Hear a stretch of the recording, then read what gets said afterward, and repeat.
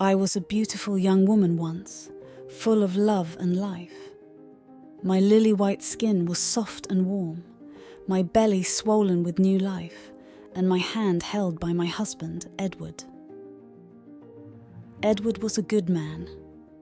We married young in the spring, when the air was heavy with the scent of the blossoming trees, and the ground damp with dew. I remember how he smiled when he lifted my veil, as if seeing me for the first time. His eyes were soft and blue, crinkling at the sides as he told me he loved me. Who could have known this man would become my curse? This kind, gentle man, whose love gave me such life that I might live forever. The winter came and my belly bulged with the fruit of our love. The chilled winds forced me to keep inside, and the maids tended to my every need. Many days I spent sewing by the fire, softly singing songs without meaning for hours on end. And then, one night, I felt it. The pain was immense, as if I was being torn from the inside out. I screamed for my maids, and one cradled my arm and attempted to lead me to my chamber. Another ran for Edward, and he came crashing through the door, his manner wild with fear and excitement. He took my other arm, and I was brought moaning up the stairs, wailing and huffing with exertion. When finally I was safe in my bed, the doctor came. He went about his way and ordered me to push and breathe while Edward held my hand, both of us soaked with sweat. Suddenly, the doctor paused. He spoke quietly to the midwife and she ushered Edward out the room. He protested madly, shouting over her shoulder, "I am with you, Joanna." I smiled through the rat tails of my sodden hair and calmed him. "Do not fear for me, Edward. I will be safe here." My voice, though torn with pain, sounded surprisingly calm. He looked back at me desperately, and the door was closed in front of him. That was the last time I truly saw Edward. The doctor told me I was bleeding too heavily and he couldn't stop it. I cried, "My baby! Is my baby going to live?" But for all my life, I cannot remember if he answered me. In that instant, the world seemed to go numb. The pain remained, but dulled, like a blunted knife. The room seemed to drift into grey before my eyes. I could see the doctor lifting up my child in a blood-soaked blanket. But all I could hear was the colossal ringing in my ears, and I did not know if the infant cried. The darkness closed in from the corners of my eyes, as if I were falling down an endless hole, and finally enveloped me completely. Yet I did not truly leave. I was new, risen from my body and standing in the corner of my room. For a while, all was silent but for the ringing, although the light had come back to me. I saw the doctor open the door and speak to Edward, and I saw him fall to his knees and scream in pain. I saw the maids gasp and cover their mouths, and the midwife rocking my baby in her arms, humming softly, her eyes red and stinging. And I saw my body, stretched out on that bloody bed, my eyes still open and looking straight at me. I tried to touch my hand, but my fingers passed straight through. We looked at each other for a while, as if I hoped my body would blink and sit up. Yet I lay there, stoic, stubbornly deceased, and I felt as though I grew thinner, as if I was completely drained of everything. For a while, Edward did not look at our child. He allowed the maids to change my bedsheets, then placed me amongst new ones as if I were asleep. He laid beside me and embraced me all night, his tears soaking my cold, dead skin. It was as if he was trying to warm me, to bring me back to life. How I wanted to embrace him back, to tell him I was still with him, but there seemed no way. So I laid on the other side of my corpse, resting upon myself and watching darling Edward sleep, wishing with all my heart to come back to him. But I could only watch. Eventually, the undertakers came to collect my body. Edward did not fight them, but sat and watched them with eyes sunk and dead with grief. He and I stood together at the window as we watched the cart take me away, and I held his hand. Although my ghostly fingers could hold no earthly thing, he seemed to feel me, and he looked at his hand for a long time, then up at my face, or where my face would have been.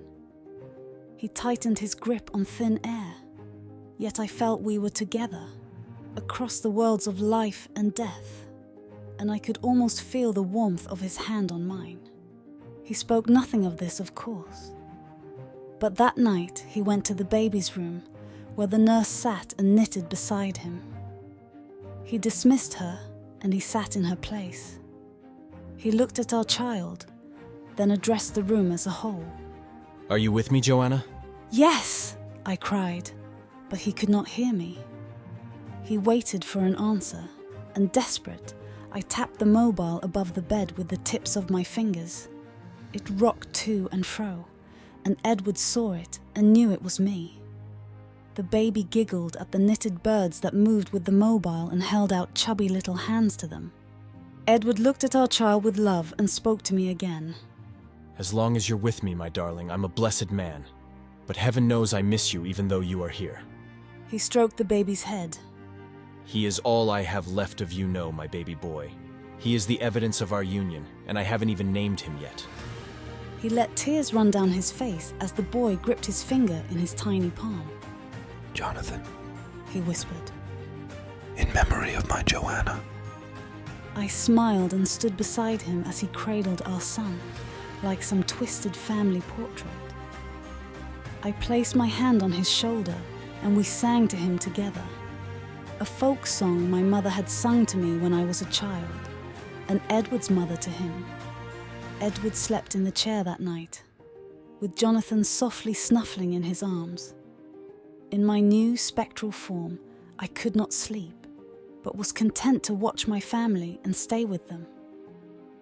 3 years passed, and Jonathan grew into a beautiful young boy with Edward's bright blue eyes and my soft brown hair. The maids adored him, and Edward doted on him.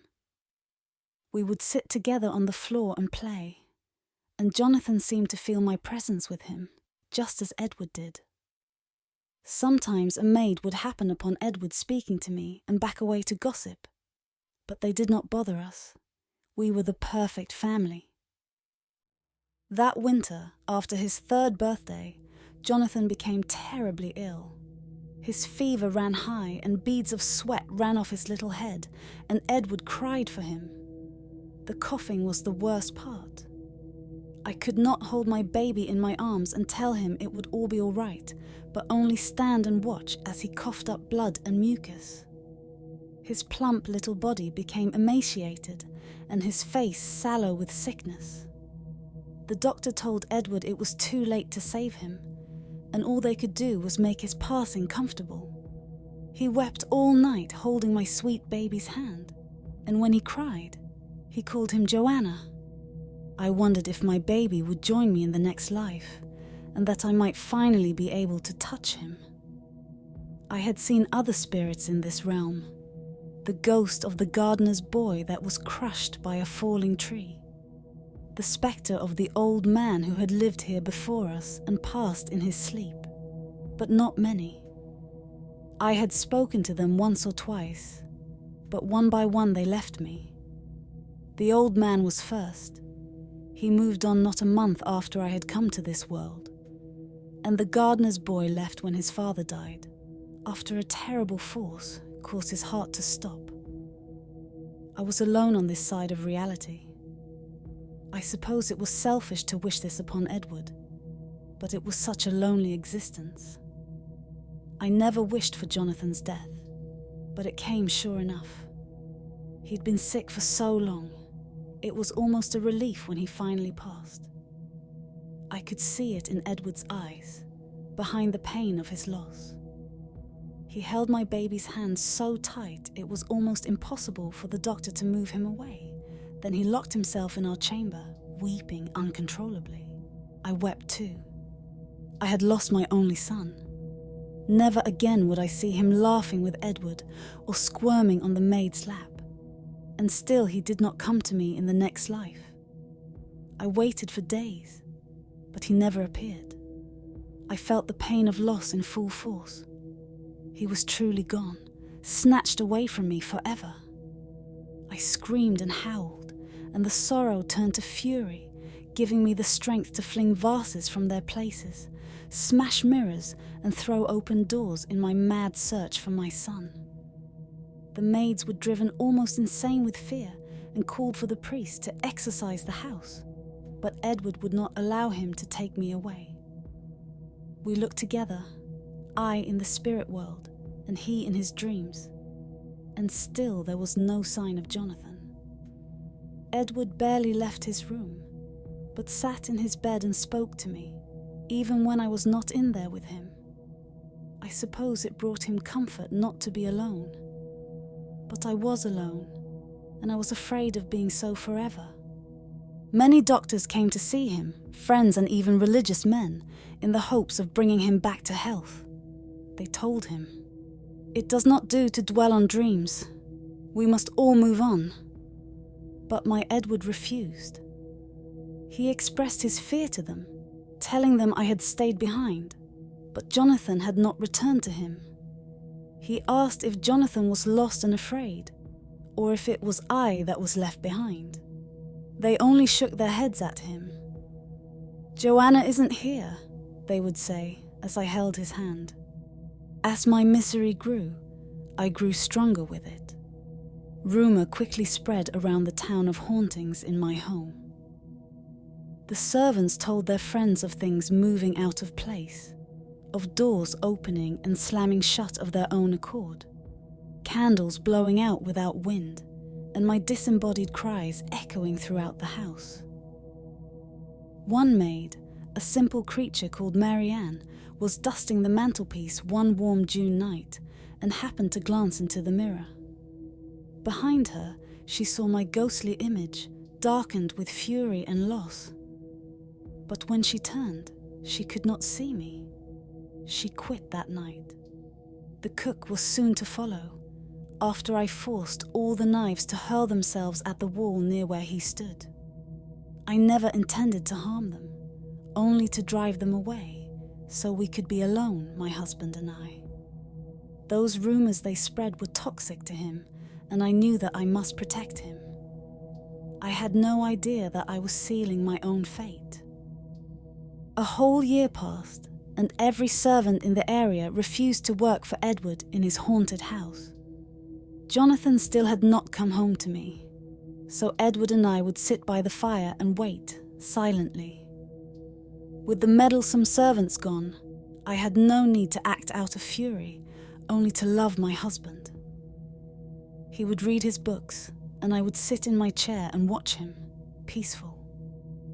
When we were together, I felt safe once again. But when he slept, I felt fear and loneliness rush back to me like vomit rising in my throat, and once more I would tear the house apart and cry for Jonathan. Edward hanged himself on the 5th anniversary of my death and Jonathan's birth, from the chandelier in the dining room. I wonder if I truly tried to save him, or did I let him die so he could come to me? I can't remember now. It has been so many years. No one had worked for my husband for such a long time that it was days before they found his corpse, rotting from the rafters. Myth carried on our legacy for us.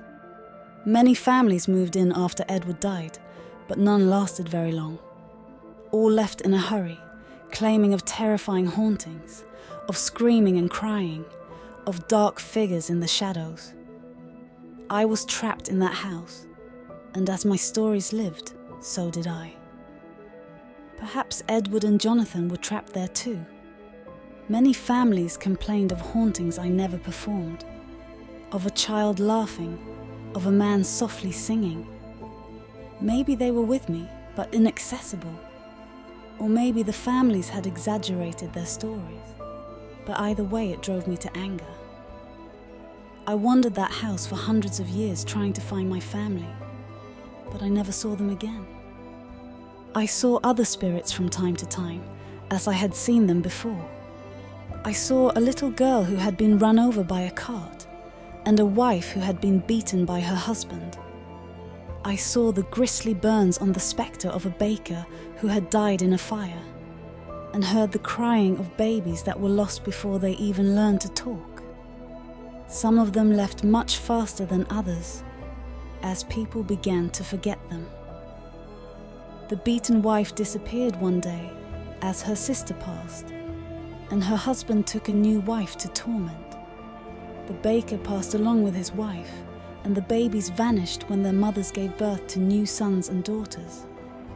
But people did not forget me in my haunted house all alone. My story was passed on from generation to generation, and my house became a cheap tourist attraction. Sometimes teenagers would break in through the servants' quarters and dare each other to spend the night with me, or homeless men would take shelter from the wind and the rain. They trapped me here, these stories. I realized soon I had sealed my fate. In my desperation to find my son and my husband, I had created a legend.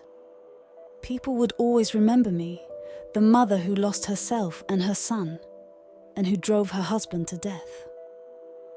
Other spirits only had to remain here while others grieved for them, but grieving for me ended with Edward. Nobody grieves for me now, but you never forgot me.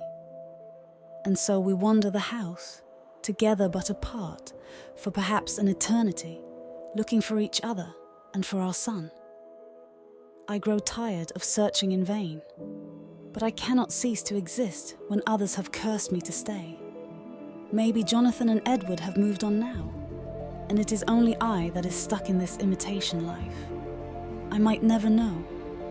All I want is to rest in peace with my family, but you keep me here, like an exhibit in some twisted zoo. And so I cry here alone forever, begging you to forget me.